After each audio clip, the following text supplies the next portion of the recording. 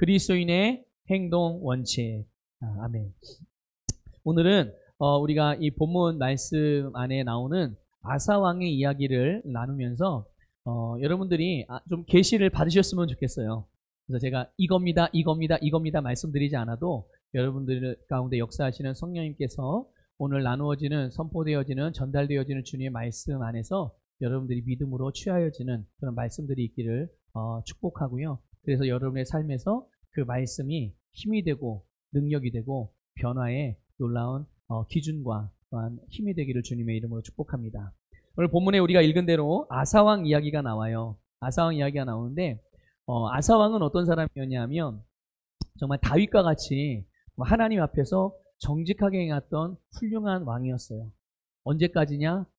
인생의 왕으로서의 삶을 사는, 그러니까 전반기의 삶 가운데, 인생의 전반기에 왕으로서 살아가는 자기의 왕으로서의 인생의 전반기는 정말 훌륭한 왕으로, 칭찬받는 왕으로 성경도 그렇게 기록이 되어져 있어요.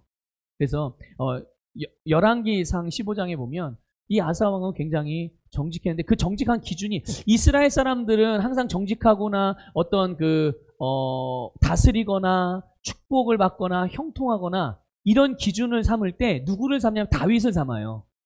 다윗을 기준으로 삼습니다. 그런데 아사왕이 성경에 기록되기, 열왕기상에 기록되기를 다윗과 같이 이렇게 되어 있어요. 얼마나 아사왕이 그 왕으로서의 신분으로서 살아가는 데 있어서 그 전반기 인생이 얼마나 위대하고 훌륭한 삶이었던지 짐작이 되시죠. 아사왕이 그랬던 사람이에요. 그래서 항상 이 아사왕이 선지자들의 선지자를 통해서 주신 하나님의 말씀에 귀를 기울이면서 그 말씀의 인도를 잘 받고 그 말씀을 따라서 행했단 말이에요. 근데 그의 행적들 가운데 이런 행적들이 있었어요. 나라에 동성연애자들이 정말 창궐했어요. 왜 그러냐 하면 동성연애자들이 어떻게 해서 나온 거냐 하면 이방신을 섬기는 이방 종교들이 있었거든요. 근데 이방 종교들 중에 동성연애를 하는 종교가 있는 거예요. 근데 그 문화가 이스라엘 백성들 안에도 들어온 거죠. 누군가가 가지고 들어온 거예요. 근데 그거를 아무렇지도 않게 배운 거죠. 그래서 이스라엘 백성들 안에서도, 이 유다 백성들 안에서도 이 동성연애자들이 정말 점점점 증가했는데 이 동성연애자들을 다 나라에서 쫓아내버렸어요. 아사왕 때. 그러니까 그 말은 이방 우상을 섬기는 종교와 그 우상을 섬기는 사람들을 다 내쫓거나 허물거나 또 죽이거나 심판했거나 그랬다는 얘기예요. 그래서 모든 우상들을 다 없애고, 심지어 어떤 일까지 있었냐면 이 아사왕의 어머니가, 누가요? 아사왕의 어머니가 우상을 섬기는 거예요. 그러니까 아사왕이 어떻게 하겠어요? 어머니인데 여러분 같으면 어떻게 하시겠습니까? 여러분이 왕이에요. 대통령이에요. 아니, 여러분이 목사님이에요. 근데 여러분의 어머니가 우상을 섬겨요. 어떻게 하시겠어요? 지금 같으면 그냥 권면하고 기도하고 중보하고 예수 믿으셔야 됩니다, 이렇게 그냥 말하는 정도겠죠. 근데 하나님께서는 우상을 섬기는 자들을 어떻게 하라고 그랬죠? 죽이라고 말하셨어요. 그러니까 이 아사왕이 어머니가 근데 왕의 어머니라면 신분이 뭐죠? 나라적으로? 대비죠, 대비. 태후라고도 표현하고요, 그렇죠? 예. 그런데 그 대비 자리에서 파직을 합니다. 어머니를, 왕이 자기 어머니를 그 대비의 직함에서 퇴위시키는 게 이게 일반적인 일입니까? 그렇지 않거든요. 그러나 그 자기 어머니가 우상을 섬겼다는 이유로 그 자리, 그 직함을 박탈을 시킵니다. 그 정도였어요. 그러니까 이 아사왕이 얼마나 하나님의 말씀 앞에 신실하게 반응했던지를 알 수가 있죠. 그리고 자기 자신과 또 아버지가 거룩하게 구별해서 모았던 금과 은들이 있었어요. 그것들을 싹 가져다가 하나님 앞에 드리고 성전을 건축하고 또 성전을 위해서 이스라엘 백성들을 예배를 돕고 또 하나님을 예배하는 일에 필요한 것들을 다 공급하면서 제공하면서 다 그렇게. 그러니까 그의 중심이 하나님을 향해서 이렇게 열려있고 주님의 일에 힘쓰고 주님의 말씀을 신실하게 지켜나가니 여러분 그의 삶에서 어떤 일이 일어나겠어요? 이거는 뭔가 하나님 저를 도와주세요라고 뭔가 하지 않아도 자연스럽게 하나님 앞에 하나님이 주시는 축복의 삶을 살아갈 수가 있어요. 그러니까 이 아사 왕을 비롯해서 아사 왕이 다스리는 유다 나라는 어떤 대적이 와도 하나님의 도우심으로 다 이길 수가 있었어요. 특별히 당시에 유다보다도 월등히 군사력이나 외교력이나 뭐 전력이나 뭐 나라의 그 경제력이나 월등하게 뛰어났다. 비교 자체가 안 됐던 나라들이 있었어요. 성경에는 그 나라들을 두 나라를 기록하고 있는데 그게 누구냐면 구스라는 나라와 룹이라는 나라였어요. 구스는 지금으로 말하면 에티오피아. 그럼 들어보셨죠? 아프리카의 지금 현재로는 가장 최극빈국, 가장 가난한 나라 중에 하나가 에티오피아거든요. 그 에티오피아를 성경에서는 구스라는 말로 표현해놨어요. 옛날에는 구스라고 불렀던 거예요. 또 룹이라는 나라가 있어요. 룹. 그 나라는 지금으로 말하면 리비아를 말하는 거예요. 근데 이 나라들이 지금은 굉장히 어려운 나라인 것 같지만 이 성경이 기록되어져 있는 이 구약시대 이 시대는요 엄청나게 큰 나라였고요. 엄청나게 발전된 나라였어요. 근데 이 나라가 유다를 쳐들어온 거예요. 유다는 꼼짝없이 당하게 생겼어요. 그런데 이 아사 왕이 그때 하나님을 의지하여 하나님께 도움을 요청하고 주님 도와주세요. 주님 도와주세요. 주님을 의지하고 주님을 신뢰합니다. 그랬을 때 하나님께서 이 아사 왕을 도와서 그 대단한 나라들을 다 이겼어요. 그러니까 그런 대단한 나라들을 하나하나 이기니까 승리하면 뭐가 따라옵니까? 승리하면 전리품이 따라오게 돼 있어요. 그러니까 이 아사 왕과 유다 나라가 어떻게 되겠어요? 점점 부강해지고 그 나라의 지경도 영토도 점점 넓어지고 영토가 넓어지는 것뿐만 아니라 영토가 넓어지지 않았다 할지라도 이 아사와 유다 나라의 영향력이 그러니까 외교력이 주변 나라들로 확장되어져서 정말 강대한 나라가 됐고 또 재정적으로도 전리품을 취해오니까 항상 승리하니까 승리하면 그 나라의 모든 것들을 다 가져오잖아요. 그러니까 점점 정말 부강한 나라, 부요한 나라가 된 거예요. 큰 부와 명예를 이 아사 왕과 유다가 얻은 거죠. 오랜 세월이 지났어요. 오랜 세월이 지났는데 이번에도 전쟁이 일어났습니다. 근데 이번 전쟁은 다른 나라가 아니라 형제 나라인 북쪽에 있는 이스라엘. 지금 아사 왕은 남쪽 유다의 왕이에요. 근데 북쪽의 이스라엘과 전쟁이 벌어지는 상황이 된 거예요. 자, 그런데 이게 이제 아사 왕의 왕으로서의 삶의 후반기 인생이었어요. 전반기는 아까 말씀드린 대로 그랬고 후반기에. 그런데 그러니까 북쪽에 있는 이스라엘이 제멋대로 내려와가지고 이 유다 땅을 잠깐만 점령을 해서 거기다가 북이스라엘의 그러니까 도시계획을 세워가지고 막 자기네 나라 마음대로 막 유다 땅에다가 자기 나라의 도시를 막 짓는 거예요. 이게 맞는 일이에요? 안 맞는 일이에요? 이거는 큰일 날 일인 거죠. 유다 입장에서는요. 그러니까 결국은 이때 아사가 이제 이스라엘과 더불어서 싸우기로 하면 전쟁이 벌어지는 상황이에요. 그런데 이번에는 이상하게 보니까 아사 왕이 이전과 같이 그의 인생의 전반기와 같이 그렇게 반응하지 않고 조금 다른 선택과 다른 태도를 취하기 시작했어요. 이게 여러분 한번 2절 봅시다. 오늘 본문 2절 3절 같이 읽어보겠습니다. 시작. 아사가 여호와의 전 곳간과 왕궁 곳간에 은금을 내어다가 다메섹에 사는 아람 왕 베나닷에게 보내며 이르되 내 아버지와 당신의 아버지 사이에와 같이 나와 당신 사이에 약조하자. 내가 당신에게 은금을 보내노니 와서 이스라엘 왕 바하사와 세운 약조를 깨뜨려 그가 나를 떠나게 하라 하매. 아멘. 자, 이 내용이 어떤 내용인지 이해가 되시죠? 어떤 내용이 이해가 되시죠? 유다 왕 아사가 북쪽 이스라엘과 전쟁하기 직전에 이제 전쟁하기에 앞서서 아람 왕 베나닷을 찾아간 거예요. 아람 왕 베나닷에게 도움을 요청한 거죠. 이 아람이라는 나라는 당시에 굉장히 큰 나라였어요. 근데 지금으로 말하면 시리아. 여러분 시리아 아시죠? 들어보셨죠? 중동의 시리아? 거기가 바로 아람이에요. 구약에서 말한 아람. 그래서 이 베나다, 그 아람 왕이었던 베나닷에게 도움을 요청했어요. 이런 거, 쉽게 말하면 이런 거예요. 내가 돈을 줄 테니까 우리를 도와주세요. 이렇게 된 거예요.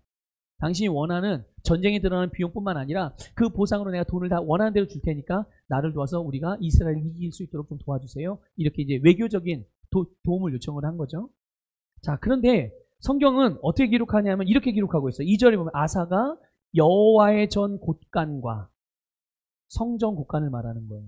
그리고 자기 왕궁의 곳간에 있는 은금을 내어다가. 자, 이전에는 어떻게 했어요? 이전에는 왕궁에 있는 것도 자기 사제, 집에 있는 것도 다 갖다가 하나님의 전에 드리며 하나님께 드리고 하나님께 심었는데 이제 어떻게 됐어요? 오히려 하나님의 것까지도 자기 것뿐만 아니라 나라 것까지 하나님의 것까지 다 가져다가 누구에게 갖다 주는 거예요? 이방 왕이었던 베나닷이라는 아람 왕에게 갖다 주면서 그에게 도움을 요청하는 거예요. 아마 영적인 센스가 있으신 분들은 이게 무엇을 의미하는 건지 아마 감지를 하실 거예요. 이 당시에 아사 왕은 형통했잖아요. 그리고 나라도 부강했고, 그리고 하느님마다 잘 됐고, 재정적으로도 엄청나게 부유했어요. 그런데 이 아사 왕이 자기가 가졌던 이 많은 돈을 가지고 이방 왕 베나닷에게 준 거죠. 여러분, 이전에 이 아사 왕이 다른 나라들을 그 구스와 룻과 전쟁할 때는 어떻게 했죠? 그들과 게임을 해보면, 그들과 비교해보면 그들을 절대로 객관적으로 이길 수가 없는 상황이에요. 그때 아사 왕은 하나님을 의지했고 하나님을 찾았고 하나님의 말씀을 들었어요. 그래서 어떻게 됐습니까? 하나님의 도우심으로 이겼어요. 그런데 이번에는 어떻게 결정을 하고 어떻게 행동하죠? 하나님을 찾아간 게 아니에요. 선지자를 찾아간 게 아니에요. 그게 아니라 이방 왕을 찾아간 거예요. 그래서 하나님을 찾은 것도 아니고, 그래서 하나님 앞에서 이번 전쟁에 대해서 어떻게 해야 될지 하나님께 묻지도 않고, 또 이 전쟁의 결과에 대해서도 역시 하나님을 의지하지 않은 거예요. 왜 그랬을까요, 아람 왕이? 왜 이렇게 정신 나간 짓을 했을까요? 아니, 그동안 잘해왔잖아요. 잘해왔는데 왜 자기의 왕으로서의 신분과 자기 인생의 말년을 이렇게 보내냐는 거예요. 무엇 때문일까요? 여러분, 돈이 있었기 때문에 그랬어요. 뭐 때문에 그랬다고요? 뭐 이따가도 얘기하겠지만 사실 돈 자체는 문제가 아니지만 어쨌든 아람 왕이 또 유다가 돈을 어마무시하게 많이 갖고 있었던 거예요. 자기가 당면한 문제들, 이거를 해결할 수 있을 만큼의 돈, 이것들을 해결할 수 있을 만큼 충분한 돈이 있었기 때문에. 그러니까 아람 왕은 뭐 정확한 몇 년도 몇 월 며칠 이거는 모르겠지만 어느 시점부터는 이 아람 왕이 하나님을 의지해서 하나님의 말씀을 따라 행동했던 그 원칙이 바뀐 거예요. 무엇을 따라서 움직이는 사람으로? 돈을 따라 뭔가를 하니 안 하니 이렇게 하니 저렇게 하니 모든 행동의 원칙과 선택의 원칙과 결정의 원칙이 돈이 되었던 거예요. 하나님의 자리를 돈으로 대신했던 거죠. 여러분, 예수님께서 부자가 천국에 들어가기 어렵다라고 말씀하신 내용이 있어요. 기억하시죠? 네. 왜 부자가 천국에 가기가 어려울까요? 그럼 이 세상에 돈 많은 사람은 다 천국에 못 들어가겠네요. 그렇죠? 상대적으로 우리는 돈이 없으니까, 그렇게 부자가 아니니까, 은행 잔고에, 통장 잔고에 잔고가 많지 않으니까, 우린 그럼 가난하니까 무조건 다 천국에 들어가겠네요? 그런 말이 아니죠. 왜 예수님께서 부자들이 천국에 들어가는 것이 낙타가 바늘길을 통과하는 것보다 더 힘들다고 말씀하셨는가? 그것은 여러분, 돈을 많이 가지고 있는 사람들이 가질 수 있는 문제가 딱 있어요. 돈을 많이 가지고 있는 사람들이 가질 수 있는, 또 빠질 수 있는 유혹, 오류가 있단 말이죠. 그런데 이거는 단순히 돈만을 말하는 게 아니에요. 세상에 속한 모든 것들을 포함하고 있는 거예요. 정보, 기술, 또 경험, 인맥, 어떤 세상의 권세, 사회적인 어떤 위치, 뭐 높은 명예, 이런 것들을 충분히 가지고 있는 사람들, 내가 모든 것을 가지고 있다라고 생각하는 사람들이 빠질 수 있는 오류와 범할 수 있는 잘못들, 실수가 있다는 얘기죠. 돈이 많기 때문에 이렇게 세상적인 것들에 대하여 내가 많은 것을 가졌고 많은 것을 누리고 있기 때문에 삶에 문제가 생겼을 때 내가 많이 가지고 있다고 생각하는 그것을 돈으로, 명예로, 인맥으로, 그것으로 해결하려고 한다는 거예요. 무엇이든 돈이면, 무엇이든 정보면, 무엇이든 명예면, 무엇이든 인맥이면, 백이면, 무엇이든 기술만 있으면, 무엇이든 머리가 좋으면, 무엇이든 공부만 잘하면, 그러면 해결될 수 있다는 거예요. 여러분, 이게 어떤 사고방식이에요? 지극히 세상적이고 육신적인 사고방식 아니겠습니까? 돈, 정보, 지식, 또는 명예, 사회적인 지위, 인맥, 이것 자체가 문제가 아닌 거예요. 이거 자체가 문제가 아니라 그것을 다루는 육신적인 사고방식들이, 그것이 문제인 거죠. 이게 바로 하나님을 의지하는 것이 아니라 세상의 것을 의지하는 것이잖아요. 그것이 그 사람들의 행동과 선택의 인생의 원칙이 되는 거죠. 여러분, 하나님께서 만약에 우리 교회에 성전을 건축하여라 감동을 주셨어요. 자, 10억짜리, 요즘은 10억 가지고 성전 짓기 어렵죠. 30억짜리 공사를 해서 건축을 해라. 저는 그런 성전을 지을 계획은 없거든요. 근데 이제 예를 들어서 만약에 그런 감동을 주셨다고 해보세요. 지금 우리의 입장에, 지금 현재 우리 교회의 재정 상태라든지 우리 성도님들의 어떤 그런 삶의 모습이라든지 그런 것들을 감안했을 때 여러분 어떻게 결정하시겠어요? 제가 여러분 하나님께서 우리 교회 30억짜리 공사를 통해서 교회를 건축하기를 원하시는데 우리가 그렇게 성전을 건축하도록 합시다. 그렇게 이야기할 때 여러분들은 어떻게 하시겠어요? 세 가지 반응일 수 있을 거예요. 첫 번째 반응은 그 하나님이 말씀하시면 당연히 해야죠 하고 함께 정말 합심으로 그 일을 같이 함께 동참하시는 분들이 계실 거예요. 또 어떤 분들은 그러겠죠. 네, 알겠습니다. 하나님께서 그렇게 감동하셨으니까 목사님 알아서 하십시오. 목사님 보고 알아서 하래요. 자기는 동참하지 않죠. 기도만 해요. 그냥 하나님, 우리 목사님이 성전 건축에 감동을 받아야 성전 건축 잘 되게 해주십시오. 예, 나몰라라는 거죠. 소비자 그리스도인들인 거예요. 근데 어떤 사람은 또 이제 지금 이제 코로나19고 경제가 이렇게 인플레이션이 막 이런데 자재값도, 여러분, 집 짓고 건물 짓는 자재값이 3배가 오른 거 아세요? 예전에 1억 가지고 공사할 수 있던 것을 지금은 3억을 가져야 한답니다. 이렇게 물가가 올랐어요. 자, 이런 시국에 지금 우리 교회가 1년 재정 결산이 얼만데 우리 집도 우리 일도 지금 안 돼가지고 헌금도 제대로 못하는 상황인데 목사님 이럴 때 이렇게 무리를 해서 해야 되겠나? 이런 교회 못 다니겠다. 부담스러워 안 되겠다. 그냥 편한 교회로 가자. 아마 교회를 떠나시는 분들이 있을 거예요. 자, 여러분들은 그러면 그런 선택과 결정을 무엇을 기준으로 하시는 건가요? 뭘 보고 하시는 거예요? 이런 것들을 말하는 거예요. 여러분 겁먹지 마십시오. 30억 공사 절대 안 합니다. 네. 물론 하나님이 어느 시점에는 하라고 하실 수도 있죠. 그런데 그거는 건물이 크거나 규모가 커진 그런 거를 하는 건 아니에요.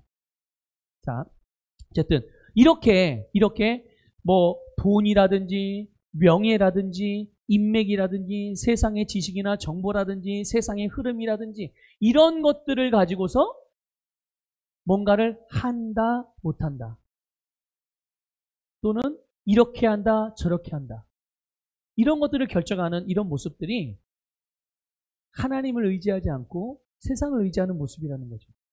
아사왕이 바로 그랬던 거예요. 하나님이 아니라 돈을 의지했고 그래서 아람왕에게 돈으로 대가를 지불하고 대신 싸워달라고 요청을 한 거예요. 결국 아람왕이 어떻게 했습니까? 받아들였죠. 당연하죠. 자기에게 다른 데보다 돈을 더 많이 준다는데 세상은 그런 겁니다.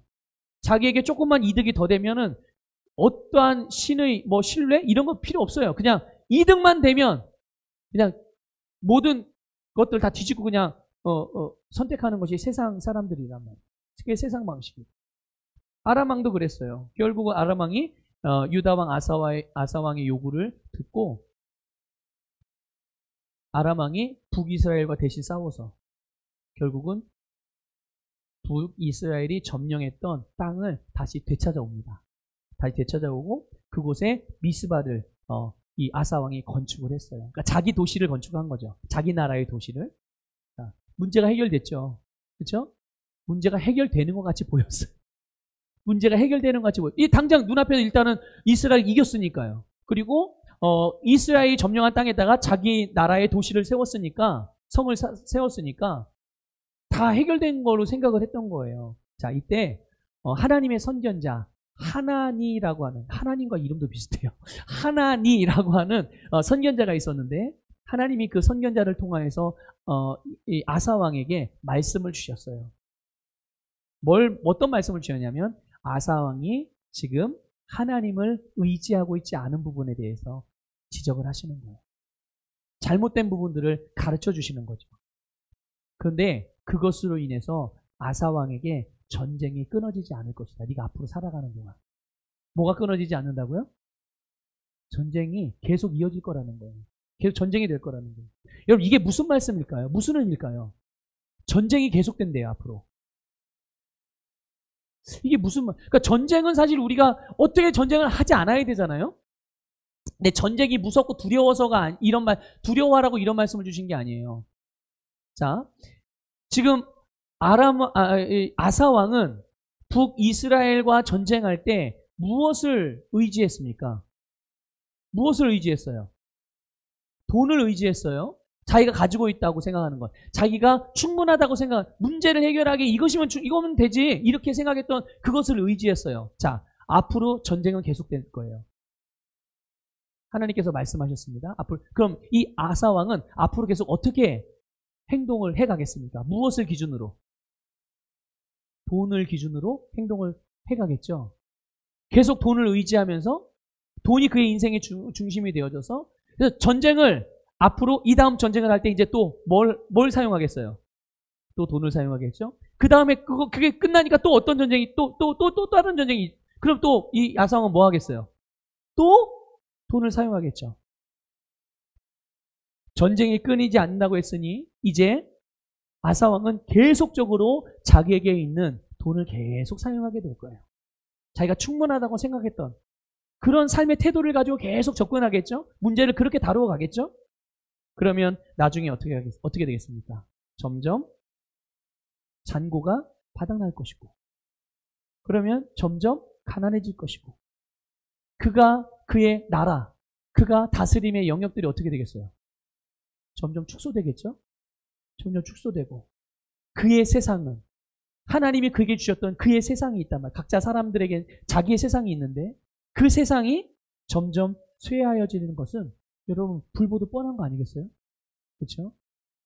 그러니까 그 일이 지금 내 눈앞에 당장 안 일어나니까 심각하지 않게 받아들일 수 있을 거예요. 아마 아사 왕은 그렇게 생각했어요.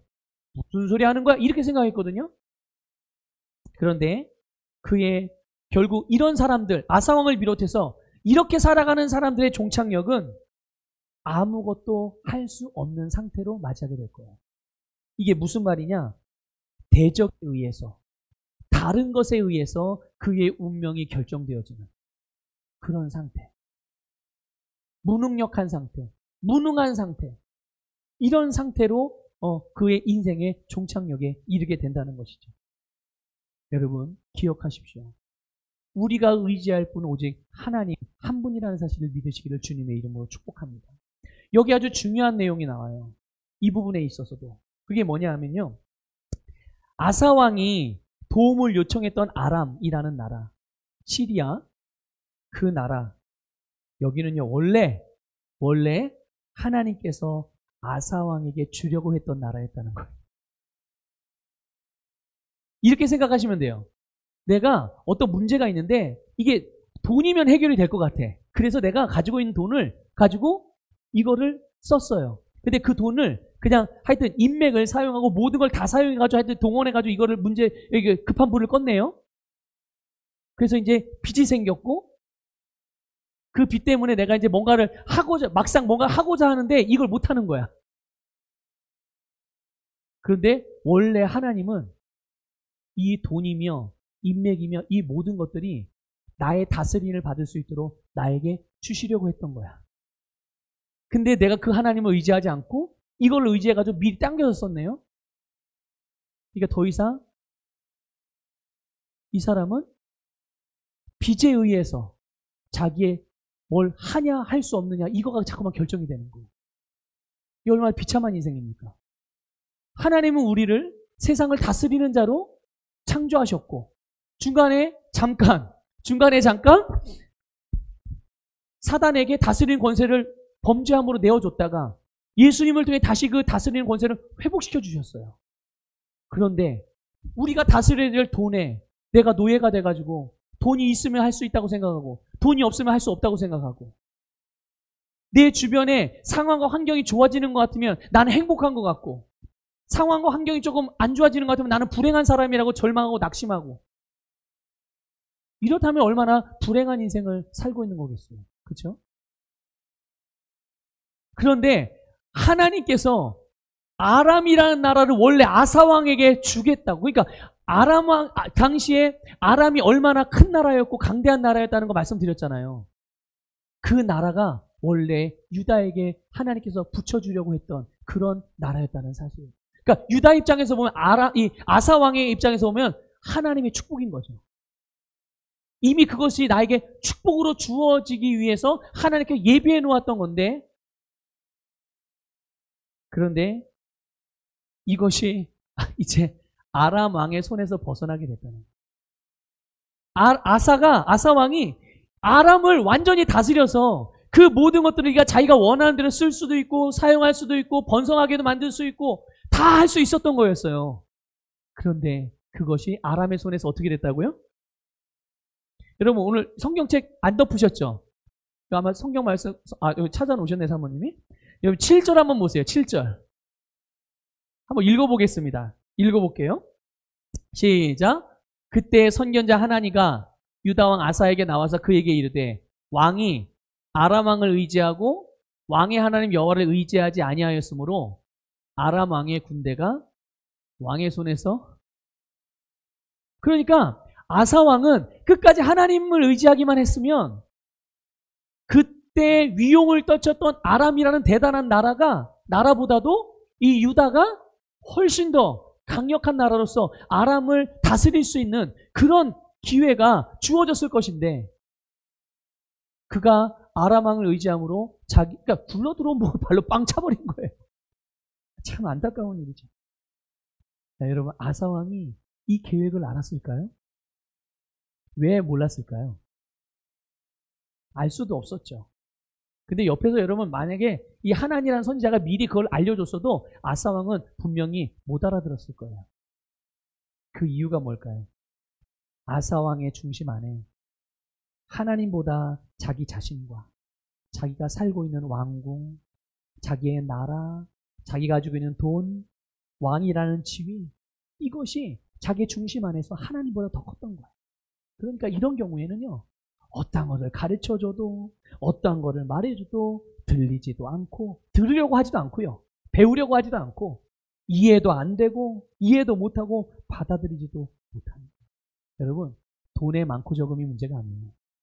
그 사람의 사회적 지위가 뭐 높고 낮음이 아니에요. 인맥이 좋고 나쁨, 환경이 좋고 나쁨, 상황이 좋고 나쁨 그게 아니라 그의 중심이 문제인데 그 중심이 겸손하냐 교만하냐 이거가 진짜 차이가 있는 거예요. 여러분 이렇게 하나니라는 선견자가 아사왕에게 하나님의 말씀을 대언했더니 아사왕이 어떻게 합니까? 아사왕이 분노합니다. 화를 냅니다. 여러분 혹시 제가 여러분들에게 뭔가를 권면하고 그럴 때 혹시 화나시는 분들 계시나요? 화내지 마시기 바랍니다. 미워서 그렇게 말씀드리는 게 아니니까. 아사왕이 선견자 하나니의 말을 듣고 막 열을 내요. 막 부글부글해가지고 막 분노합니다. 그래서 하나님 선견자를요 감옥에다 가둬버려요. 여러분 생각해 보세요. 선견자를 통해서 하나님께서 말씀을 주셨는데, 돌이킬 수 있는 기회를 주셨는데, 아니 듣고 회개해도 모자랄 판에 이런 패역한 일을 저지르고 있는 거예요. 여러분, 하나님께서 아사왕을 부욕해 하셨고 형통하게 해주셨는데, 아사왕 스스로가 하나님이 주신 복을 저주로 만든 거예요. 돈, 사회적인 지위, 명예, 세상의 지식, 자기의 경험, 철학, 이런 것들을 의지하면 여러분 그때부터 우리도 교만해질 수도 있다는 것을 여러분들 잘 기억하셔야 해요. 우리가 하나님의 자녀가 되었다는 것 자체가 나는 절대로 교만해지지 않다라는 것을 보장해 주는 건 아니에요.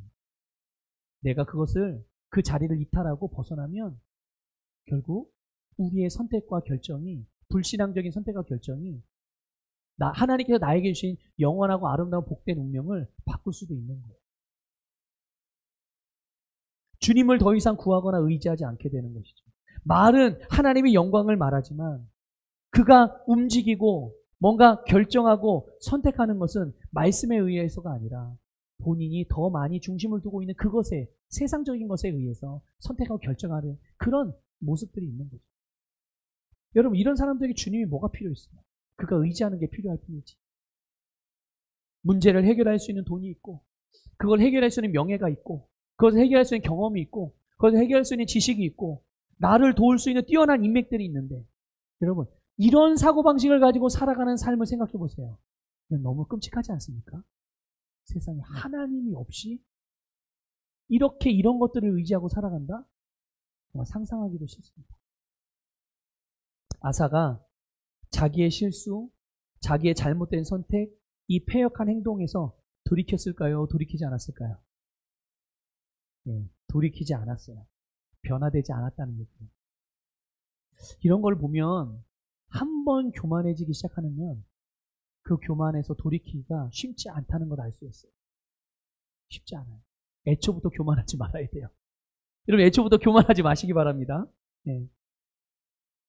하나님을 의지하지 않고 세상과 자기가 소유한 것들을 의지하는 삶, 그러니까 육신적으로 감각적으로 살아가는 방식을 계속 지속한 거예요. 교만하다 보니까 막 목에다 힘을 주고 하나님이 어딨어 이렇게 살지 않았어요. 아사왕이요. 그렇게까지 하지 않았다고요. 하지만 돌이키지 않은 거예요. 본인이 가지고 있었던 세상을 의지하고 감각적으로 살고 자기 이성을 따라 살고 경험을 따라 살아가는 삶의 방식을 바꾸지 않았다는 얘기예요. 언제까지요? 끝까지 바꾸지 않았어요. 그게 교만한 거예요. 그게 하나님은 바꿔라, 변화되라 계속 기회를 주시고 말씀하시는데, 아니요, 난 이거를 끝까지 포기하지 못해요. 이렇게 하는 게 교만한 거예요. 얼마 지나지 않아서 아사왕에게 몸에 문제가 생겼어요. 아사왕이 몸에 문제가 생겼습니다. 여러분, 역대하 16장 12절 보세요. 저는 이 말씀을 딱 보고서요, 야, 하나님 참 진짜 재밌으신 분이라는 생각이 들었어요. 일단 한번 읽어보겠습니다. 시작.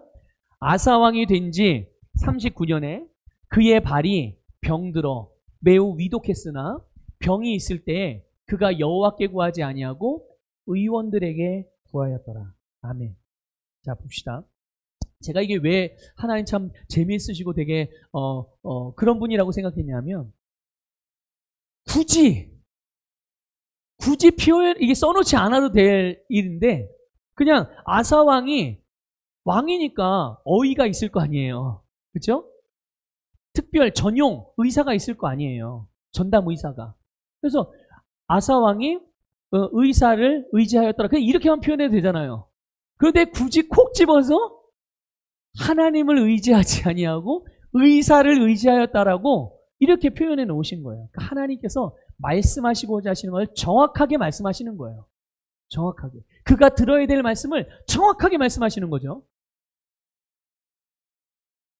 그런데 역시 이때도 아사왕은 돈과 왕이라는 이 지위로 인해서 최고의 의사를 옆에 둘 수 있었고 그것을 사용해서 의사를 의지했던 거예요. 하지만 여러분, 아사왕의 병이 나아졌나요? 나아지지 않았어요. 결국 병들어 죽게 됩니다. 겉으로 볼 때는 아사 왕이 그 중병이 들어서 병 때문에 죽은 것이라고 생각할 수 있어요. 그런데 여러분, 병 때문에 죽은 게 아닙니다. 아사 왕은 병 때문에 죽은 게 아니라 그가 하나님을 찾고 하나님을 의지하고 하나님을 구하는 것을 거부했기 때문에 그게 그를 죽음으로 몰아간 거예요. 하나님을 찾지 않고 하나님을 의지하지 않았기 때문에 그런 거죠. 여러분, 우리가 살아가는 삶의 영역들 속에 이 사망의 영향력들이 미쳐지는 곳들을 가끔 경험하실 때가 있을 수도 있어요. 뭐 질병을 통해서든 물질의 문제를 통해서든 관계를 통해서든 뭐 가정의 문제, 뭐 자녀의 문제, 여러 가지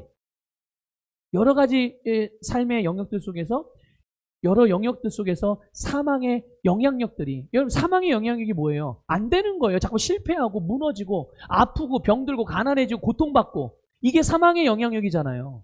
이런 일들이 미쳐지는 곳이 있을 수 있어요. 근데 그것 때문에 우리는 그것 때문에 망한다고 생각해요. 너 때문에 망하고 내가 돈이 없어서 망하는 거야. 내가 이럴 때 인맥이 조금만 좋은 인맥만 있었어도 내가 이 위기를 벗어날 수 있는데, 그럴까요? 그럴 수 있을까요? 천만에요. 인맥이 없어서 망하는 것도 아니고 내가 실력이 모자라서 망하는 것도 아니고 돈이 없어서 그렇게 사망의 그 그늘이 드리워지는 게 아니에요. 그게 아니라 여러분, 하나님을 의지하지 않는 불신앙이 결국 우리의 삶에 사망의 그늘이 드리워지는 이런 일들을 불러오게 된다는 것을 깨달으시기를 주님의 이름으로 축복합니다. 그래서 우리는 그 어떤 것으로부터도 하나님께 내가 주목하는 것으로부터 우리 자신을 벗어나게 하지 말아야 돼요.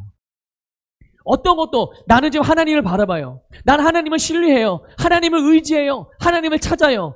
그런데 이런 나의 신앙의 기준과 중심을, 믿음의 중심을 다른 어떤 것들로 인해서 방해받거나 그 어떤 것들이 이것들을 회방하도록 허용하지 않아야 된다는 말씀이에요.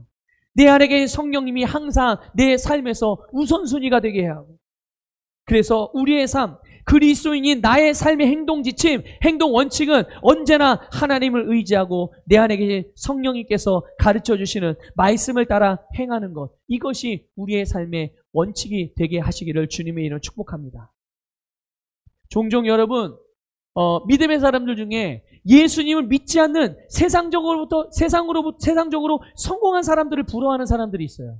혹시 여러분들도 그런 경험 있나요? 나는 예수를 믿고 있는데 예수 믿지 않는 사람이 누가 있어. 뉴스에도 나오고 막 하여튼 유명한 사람들이 많이 있어요. 근데 그런 사람들 혹시 부러워해 본 적 없으십니까? 한번 물어보고 싶어요. 저도 제 자신에게 물어보죠. 무엇을 근거로 그들을 부러워하니? 어떤 이유로 그 사람들을 부러워하고 있습니까, 여러분? 영을 따라서입니까? 말씀을 따라서 그들을 부러워하십니까? 아니죠. 세상적인 기준과 감각과 육신적인 사고방식에 의해서 그들을 부러워하는 거예요. 단지 돈이 많은 것, 단지 유명한 것, 단지 큰 집에 사는 것, 단지 좋은 차를 타고 다니는 것, 단지 사람들로부터 명성을 얻은 것. 그러니까 보세요. 그들을 부러워한다는 얘기는 뭘 의미합니까? 그들을 동경한다는 거 아니겠어요? 그들을 동경하면 내가 동경하고 부러워하는 것들을 따라가게 돼 있어요. 그들이 하는 말과 그들이 하는 일들과 그들이 생각하는 생각과 그들의 행동과 그들의 태도, 나도 모르는 사이에 그것들을 부러워하면 그렇게 따라가게 돼 있단 말이죠. 배우게 돼 있단 말이죠. 그러니 예수를 믿는 사람이 그런 세상의 사람들을 부러워하게 되면 예수를 믿지만 그 사람들처럼 살아가요. 말도 그 사람처럼.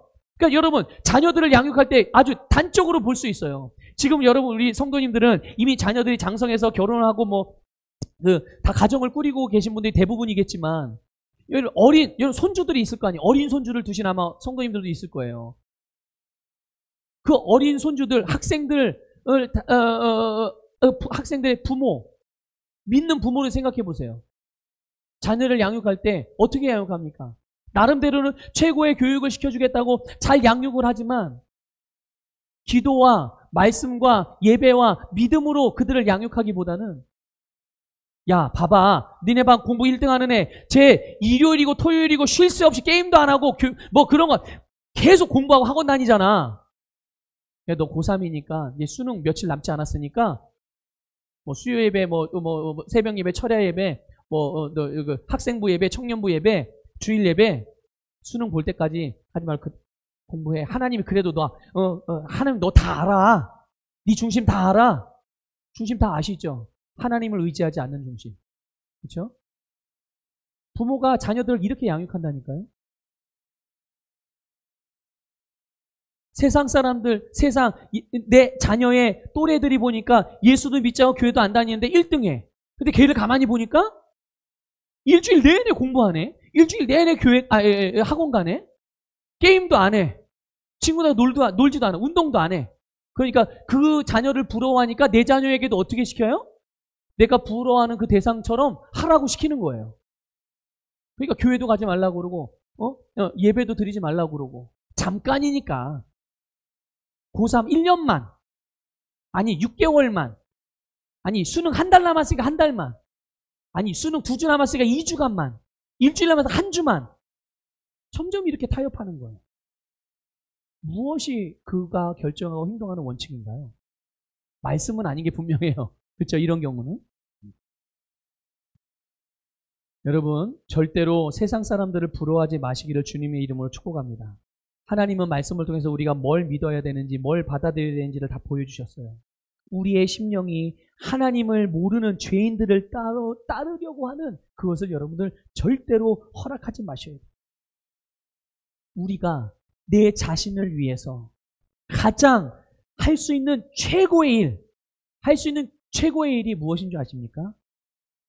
내 인생을 위해서 성령님이 주신 방향을 계속 따라가는 거예요. 성령님의 인도를 계속 따라가는 게 여러분의 인생을 위해서 여러분이 할 수 있는 최고의 선택이고 최고의 일이라는 것을 확신하시기를 주님의 이름으로 축복합니다. 그런데 여러분, 하나님의 방식이 늘 매력적으로만 보이는 건 아니잖아요. 그렇죠? 하나님께서 말씀하셨다고 해서 그게 다 내 마음에 즐거워하는 일만 있는 건 아니란 말이죠. 그렇기 때문에 어떤 사람들은 예수를 믿으면서 하나님의 말씀을 싫어해요. 어떤 건 좋아하지만 어떤 건 싫어하죠. 마음에 들지 않아 해요. 왜 그럴까요? 내가 하고 싶은 것과 말씀이 다르기 때문에 그런 거예요. 말씀과 다르다면 내가 하고 싶은 것을 말씀과 같아지게 만들어야 되는데 이거를 그렇게 바꾸려고 생각 안 하고 그냥 그 상태로 두면서 자꾸만 말씀과 부딪히니까 힘들어하고 그냥 아예 그 말씀 아예 뒤로 밀어놓는 거죠. 여러분, 요나 경우가 그렇지 않아요? 요나 아시죠? 네, 요나가 하나님께서 요나에게 아수르의 수도였던 니느웨로 가서 복음을 전하라고, 회개를 명하라고, 그들을 돌이키게 하라고 그렇게 말씀하세요. 그때 요나가 어떡합니까? 요나가 그러고 싶지 않았어요.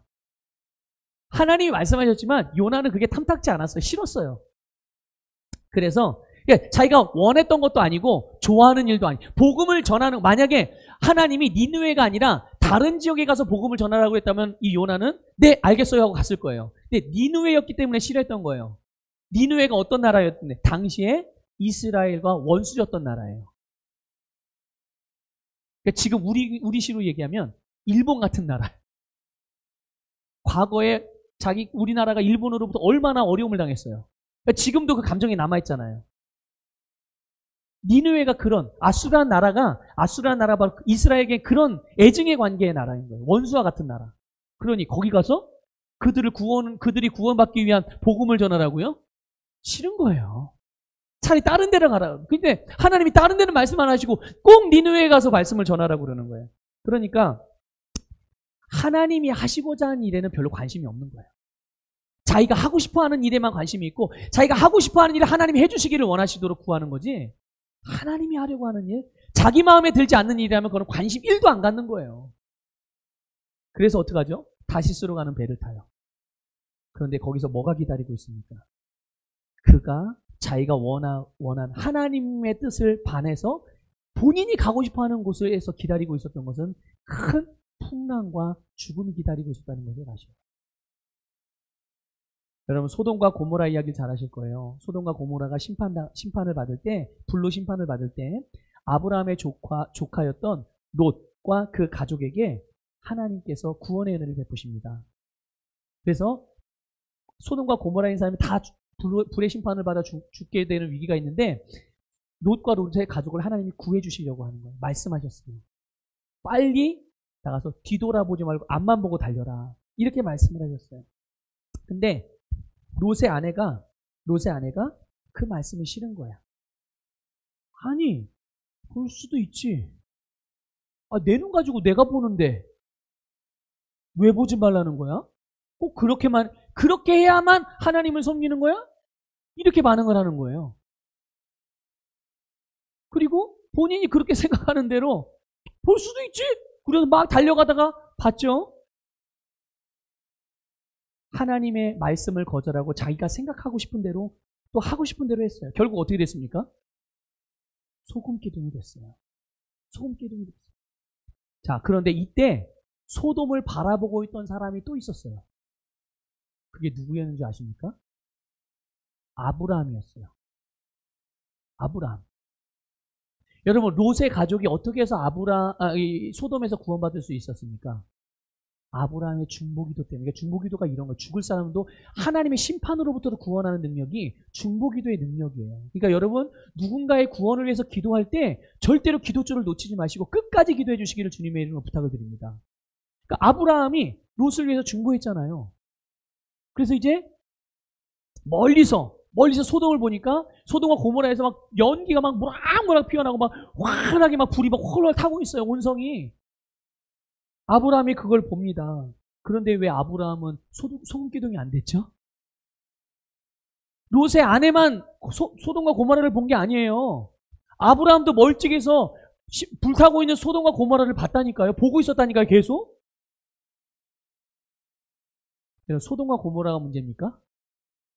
소돔과 고모라가 문제가 아니에요. 지역이 문제가 아니었어요. 상황이나 환경, 다른 사람이 문제가 아니었어요. 자기의 중심이 문제였던 거죠. 그의 심령이 무엇을 믿고 무엇을 의지하고 있느냐, 이게 가장 중요한 건데, 아브라함은 소돔과 고모라를 보면서 무엇을 보고 있어요? 믿음으로 하나님의 역사를 보고 있는 거예요. 믿습니까? 똑같은 장소를 보면서 아브라함은 하나님의 역사하심을 보고 있는 거예요. 믿음으로. 그런데 롯의 부인은 무엇을 봤습니까? 똑같이 소돔과 고모라를 봤지만 소돔과 고모라에 있는 돈을 보고 있었다는 거예요.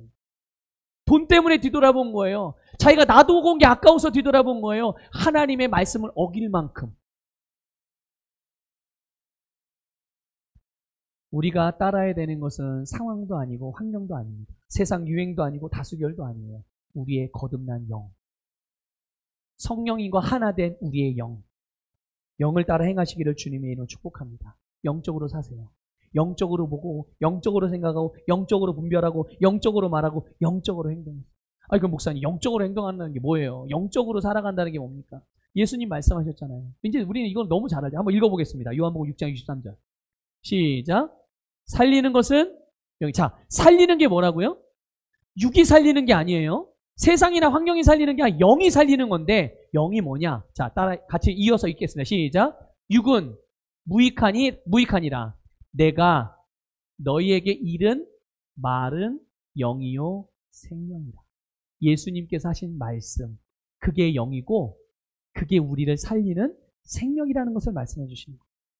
그러니까 결국은 말씀을 따라 살아가는 게 영적으로 살아가는 거예요. 신비하게 신비한 체험을 해야 영적으로 사는 그게 아니라 하나님의 말씀이 내 삶의 행동의 원칙이 되게 하고 그 말씀을 따라서 행동하는 것이, 선택하는 것이 진짜 영적으로 살아가는 사람들인 것을 깨달으시기를 주님의 이름으로 축복합니다. 그렇게 말씀을 따라서 살아갈 때 그들에게 생명의 역사가 일어나는 거예요. 여러분, 오늘 이 시간 이후로 확실하게 주님의 말씀이 여러분의 행동의 원칙이 되게 하시기를 주님의 이름으로 축복합니다. 여러분의 가정, 여러분의 기업, 자녀, 형제, 여러분의 사명, 여러분의 이웃과의 관계, 모든 것들은 여러분 하나님의 말씀을 기준으로 세워놓으시고 그 말씀의 기준을 통과시켜 보셔서 통과되는 것들만 행하세요. 통과되지 않으면 거절하시기를 주님의 이름으로 축복합니다. 우리 다 같이 일어나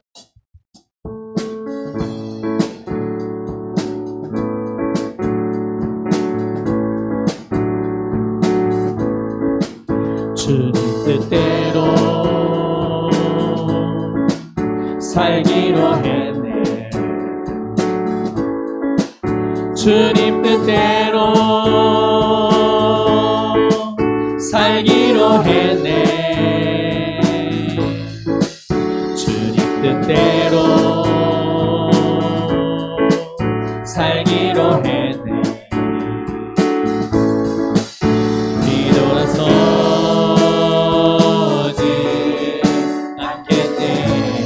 세상 사람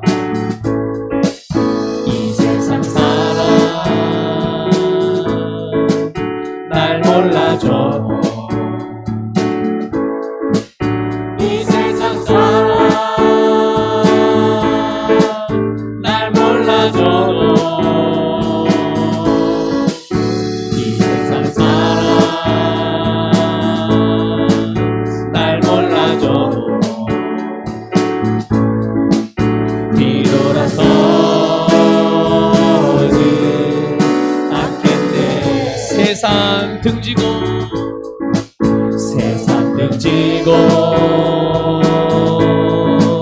십자가 보내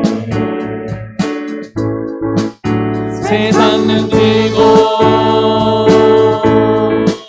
십자가 보내 세상 등지고 십자가 보내 자, 믿음으로 선포합시다. 뒤돌아서지 않겠네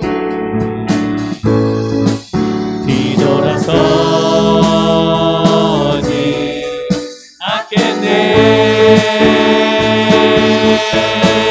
어떠한 시련이 와도 수많은 유혹 속에도 신실하신 주님 약속만 붙들리라